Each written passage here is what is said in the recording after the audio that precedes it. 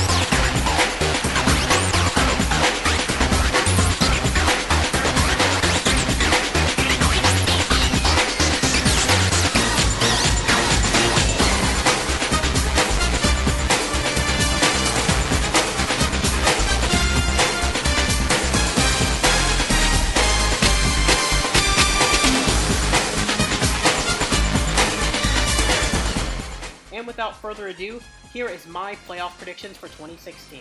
Starting off in the wild card weekend, we have the 4-seeded Jags taking on the 5th-seeded Jets, and I think Jacksonville will have a breakout season of sorts, but it will end in a loss to the Jets at Everbank Stadium by the score of about 24-14. Then the next matchup is the 6th-seeded Oakland Raiders taking on the 3-seeded Kansas City Chiefs, and I think Oakland will start off the season hot and their breakout season, but I think it will ultimately have a big slide at the end of the season, and that will carry over to the postseason as they will fall in overtime to Kansas City 26-20 at Arrowhead. Then the next game, well, we're headed to the NFC, and it's Russell Wilson and the Seattle Seahawks traveling back to FedEx Field after the RG3 debacle a couple of years ago when he tore his ACL.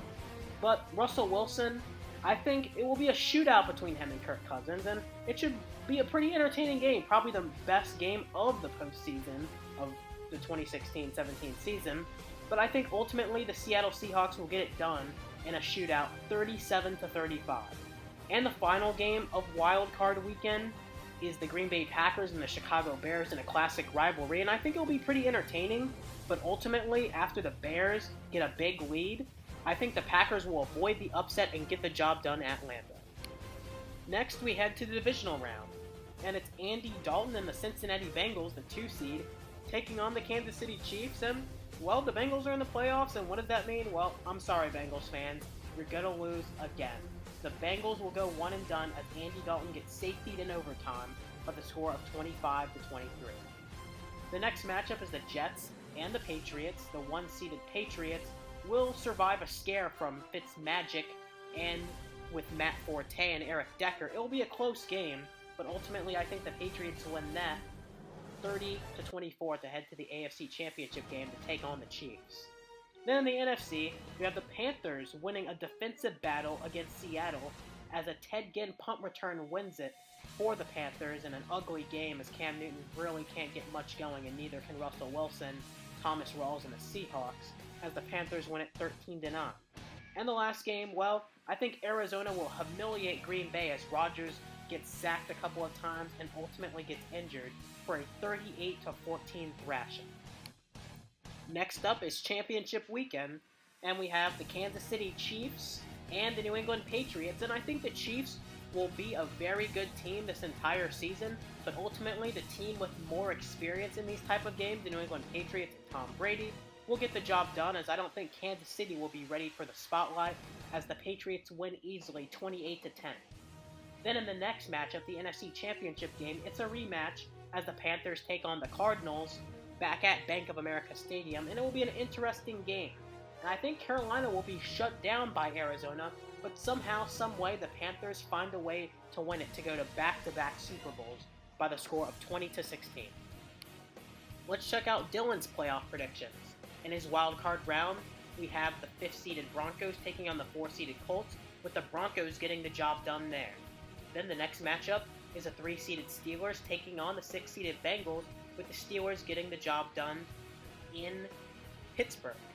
Then in the NFC, we have the Seahawks, the 5th seed, taking on the 4-seeded Packers, with the Seahawks getting the upset at Lambeau. And then finally, we have the 6th-seeded Vikings taking on the 3rd-seeded New York Giants, with the Giants coming out on top on that one.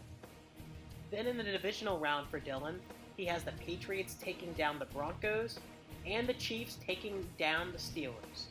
Headed to the NFC, he has the Panthers over the Giants, and the Cardinals over the Seahawks. And then finally, in the championship round, well, we have the identical same 4 teams. The Patriots, Chiefs, Cardinals, and Panthers, we both agree on that. And he has the New England Patriots going to the Super Bowl, as well as the Arizona Cardinals to Super Bowl 51.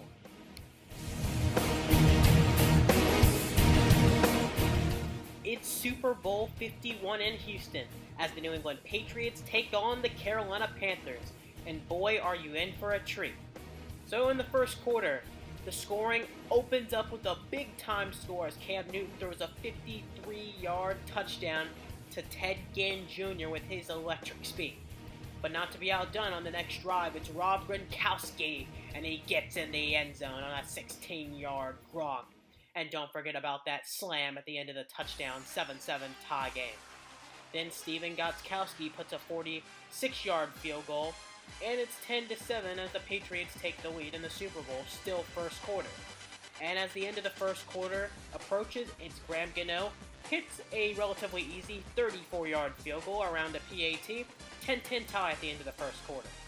Then in the second quarter, it's Danny Amendola beats the rookie Daryl Worley, the Panthers corner, and it's 17-10, the Patriots take the lead. Then the Patriots continue to tack on more points, and it's Steven Gostkowski hits a long field goal, and it's from 53 yards to make it 20-10 New England. But then the Panthers come storming back to continue to make this a competitive Super Bowl. Kelvin Benjamin makes an 8-yard touchdown reception from Cam Newton, 20-17, Patriots still up. And right before the half, and the team's headed to the locker room, Graham Gano hits a beauty, a 54-yard field goal to tie the game at 20 as we approach halftime.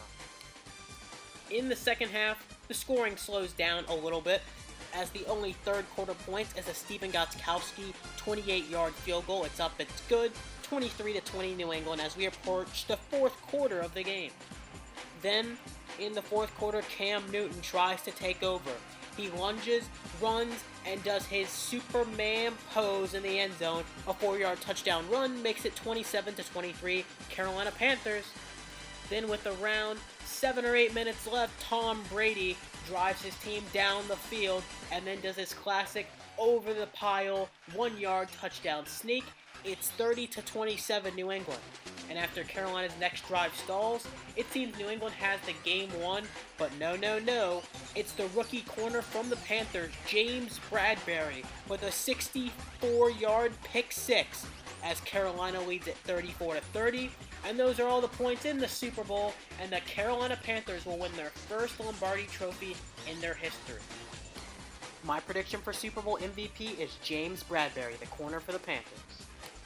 It's time for Dylan's Super Bowl prediction, and it's the New England Patriots taking on the Arizona Cardinals for the right to hoist the Lombardi Trophy. And it's the 51st edition, and we start off in the first quarter as Dylan thinks that Michael Floyd will catch an 18-yard touchdown to make it 7-0 Arizona. In the second quarter, it's Dion Lewis catches a 32-yard screen pass, and he takes it to distance. It's 7-7 as the Patriots and the Cardinals are tied. Then, right before the half, it's Chandler Catanzaro as he kicks a field goal, a 27-yarder, a chip shot, 10-7 Arizona at the half. Then, in the third quarter, it's Catanzaro again, a 37-yard field goal to make it 13-7 Arizona. Then, Rob Gronkowski and the New England Patriots strike back, and it's Rob Gronkowski, a 26-yard touchdown to make it 14-13 New England Patriots. But then a shocker here, and it's Troy Nicholas on a 1-point safety off of a field goal block. That has never happened in NFL history, but apparently Dylan thinks that something crazy is going to happen. A tie game at 14 entering the fourth quarter. And then, for all the marbles here in the Super Bowl, it's Steven Gostkowski kicks a 44-yard field goal to make it 17-14 Patriots. But just when you think the Patriots have another title in their hands, Larry Fitzgerald is the hero, as he catches a big 46-yard touchdown to make it 21-17 as the Cardinals win Super Bowl 51. Dylan's prediction for Super Bowl 51 MVP is no other than Larry Fitzgerald. Who will take home the NFL awards? Well, let me tell you. For Coach of the Year, I have Gus Bradley from Jacksonville. Dylan has Bill Belichick. The Comeback Player of the Year? Well, I have Steve Smith Sr. as Dylan has Jamal Charles. The MVP Award, 2 shockers here. I have Russell Wilson from Seattle. Dylan has Odell Beckham Jr. from the Giants. The Defensive Rookie of the Year?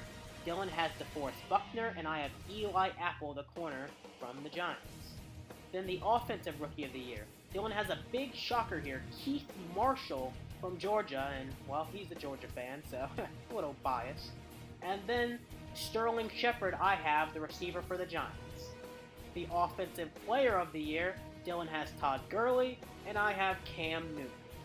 Then the Defensive Player of the Year, Dylan and I both agree, J.J. Watt. He's just the baddest defensive player out there. So amazing.